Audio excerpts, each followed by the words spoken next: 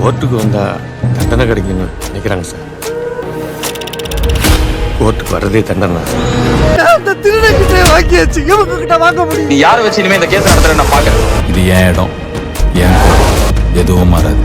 கடவுளே வந்தாலும் எதுவும் மாற்ற முடியாது, மாற்ற விட மாட்டேன். இங்க இருக்கிற முக்காவாசி பேர்ல ஆயிரத்தான். அதுல யாராவது ஒருத்தர் இதை எடுத்தா கூட உன் கேஸை நான் விட்டுடுறேன். வந்துட்டேன்டா, இது ஏன் எல்லை.